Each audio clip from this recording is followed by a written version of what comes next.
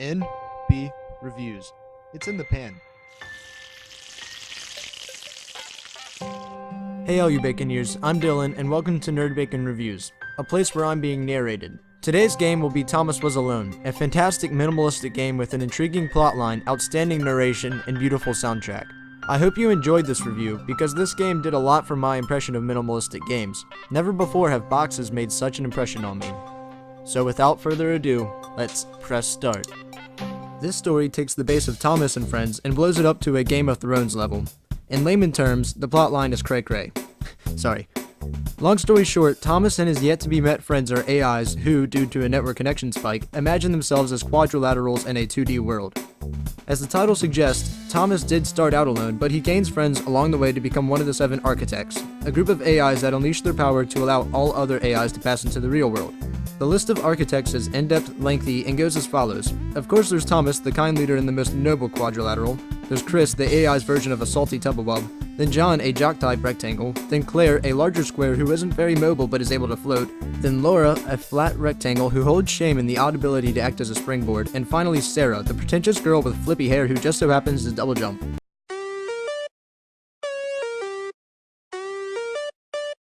You forgot James, and so did Gravity. James falls up instead of down. Even though the group faces peril and strife, they ultimately stay together until the end.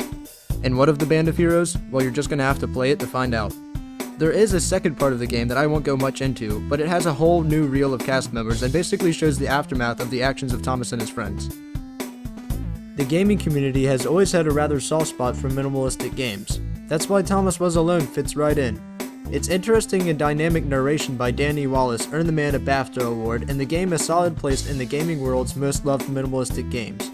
It's almost as if Wallace's voice was made for the part, and as he speaks, the clouds move and the sun shines, and I'm getting ahead of myself. Anyways, the story is also, what's the word?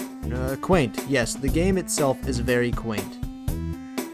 I'm going to cut right to the chase on this one. Great story, great narration, great soundtrack, great score, 8 out of 10. Now let's break it down. Honestly, I was skeptical when this game was suggested by a friend. I'm not a big fan of minimalistic games, but I gave it a try.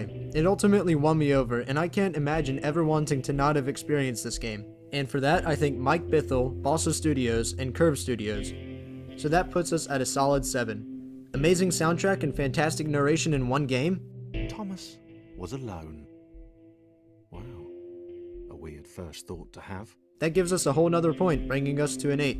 And really, the rest of the game balances out. The repetitive gameplay is cancelled out by the addition of interesting characters. The relatively short plotline is cancelled out by its depth and its meaning. The subtlety of this game is justified by its mystery.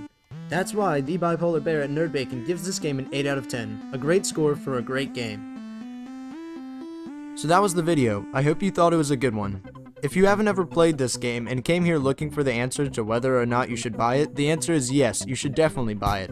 And if your question is, should I like and subscribe, the answer is yes, you should definitely like and subscribe. Thanks for watching, and remember, you bring the nerd and we'll bring the bacon. Until next time.